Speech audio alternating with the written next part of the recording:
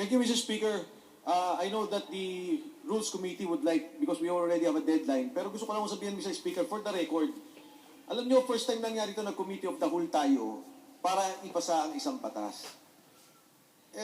Sa isang banda ho, maganda, dahil may problema tayong kinakaharap. Pero sa isang banda, ang dami nating problemang dapat talagang harapin. Mr. Speaker, nag-file po ako mismo ng bill. Taasan ng sweldo ng mga doktor at nurses. Dahil ngayon, marami na naging bitas sa kanilang umalis ng bansa. Dahil nga sa nangyaring epidemya sa buong mundo, yung pandemic sa buong mundo. Meron ng bill, kasama ko po si Congressman Tevez, pag-increase ng hazard pay ng mga LGU frontliners at national frontliners. Economic stimulus bills, nandiyan po si Congressman Stella, Kimbo, kasama po sila dyan, marami silang bill na pinapasa para palakasin ang ating ekonomiya. Yung improvement of facilities sa Department of Health. Ang dami po natin problema sa ngayon na COVID talaga ang kinakaharap natin. And yet, ang Kongreso, para ma-accommodate itong problema to, na Committee of the Whole tayo para gawin to. Mr. Speaker, again, I reiterate my point. We have so many priorities. Naipit lang talaga tayo. Yung ginawa ng NTC, mali talaga. At nag-file po ka ng resolution dyan. Hindi dapat nagsinungaling para nagkaroon tayo ng maayos na hearing at hindi tayo natataranta ng ganito. But if and when the priority will become COVID or ABS CBN, I'm sorry, Mr. Speaker, I will attend the hearings on COVID laws and COVID bills that is required by this country. Thank you, Mr. Speaker. Mr. Speaker, just a few comments. Magaganda talaga ang punto ng ating sinabi ni Congressman Mike. Nakakalungkot man sabihin, COVID bill, trabaho, dagdag sweldo. Pero pag nag-hearing kasi yung ABS, yun ang kino-cover ng media. So, yun lang ang nakakalungkot because this Congress is very productive, transparent, relevant, and responsible. Ang nakakalungkot lang kasi, ang dami na nating Zoom hearings, actual hearings, to improve the lives of our people, pero hindi po nakakover. Pero ngayon siguro, itong pinag-uusapan natin ng ABS, sigurado headline. Pero we would like to assure the Filipino people, we will do what is right, we will prioritize what is right, keeping in mind that we have to help our brothers and sisters na naghihirap while attending to this issue of ABS. Salamat po, Mr. Speaker. Salamat. So, yes, Mr. Speaker. So, dito po sa particular na bill natin, 6732. Ito po ba'y pumayag ang ABS-CBN o gusto po nila pumapayag sila na bigyan sila ng panahon, sumagot sa komite para sagutin yung mga batayang tanong tungkol sa kanilang prangkisa?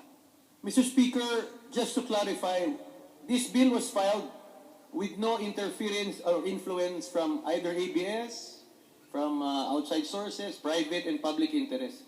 The intention basically is for us, Congress, to have an impartial, comprehensive, extensive hearing to enable us to fulfill our constitutional duty to decide whether to approve or reject this franchise. So, hindi namin tinanong po ang ABS kung sino man, kung okay sa kanila to, because I think that is against the Code of Conduct of Public Officials, Mr. Chair. Well, Mr. Speaker, natanong ko lang po yan kasi kanina po si Speaker Alan, binanggit niya na nagkaroon ng temporary restraining order, hindi naman nilabanan. Voluntary nagsara sila. Baka po dito sa bill natin, hindi yung sila umatin dahil ayaw nila. O hindi nila nagugustuhan yung 6 months na binibigyan natin silang pagkakataong sumagot. But having said that, Mr. Speaker, baka pwede namang ma-request sa ating honorable sponsor na yung ABS-CBN naman, based on this House bill, magkaroon sila ng affirmative response na yes, they're willing, based on this bill, na pumapayag sila sa batas na to at pumapayag sila doon sa ating proseso ng pagdinig at paglilinaw sa mga issues tungkol sa ABS-CBN. Mr. Speaker, napaganda po ng punto ng ating kagalang-galang na representative ng anak kalusugan. I think I cannot answer for ABS or any government entity, but I think the fact that this Congress is willing to give them temporary permit to operate while we are hearing, I think is a positive development. It will enable them to air. It will enable the 11,000 employees to function and work. Again, we did this on our own decision. We were not asked or be influenced by anybody. We're just fulfilling our constitutional mandate that private bills shall originate exclusively in this House. May I interject, gentlemen? According to Section 7, acceptance and compliance.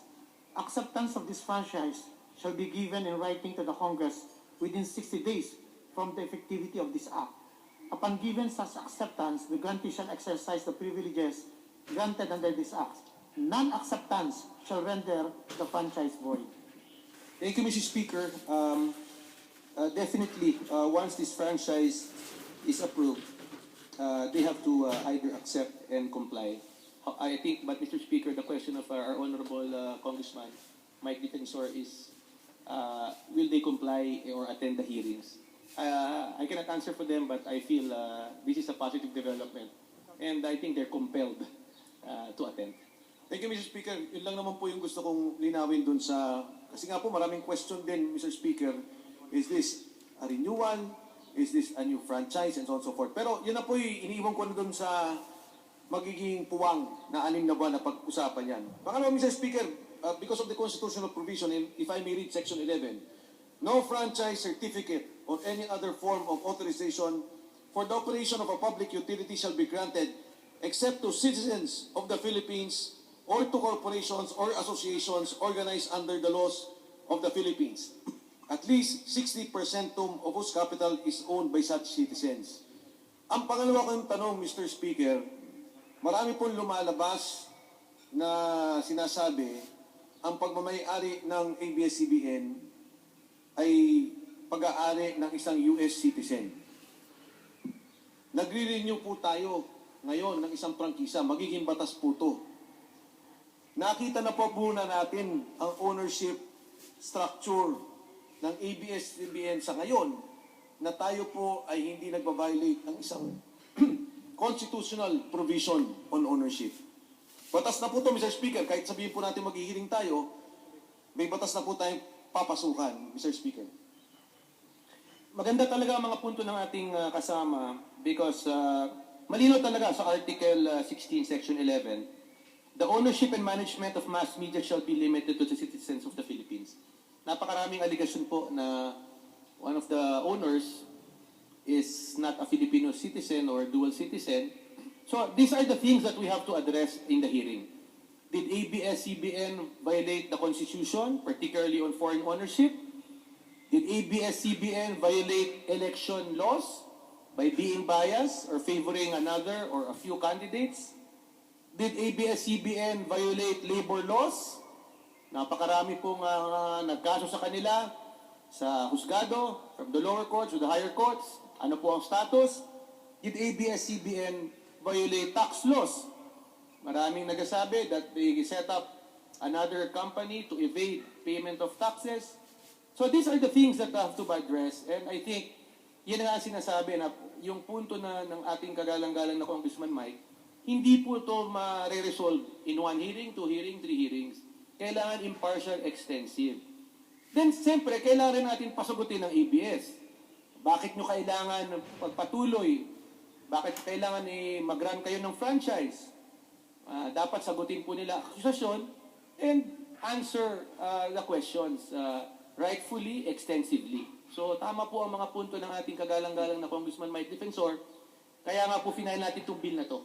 Okay, for the record, Mr. Speaker, tinatanggap natin yung bill na to at sinusulong natin dahil ang presumption natin sumusunod to sa provision ng Constitution.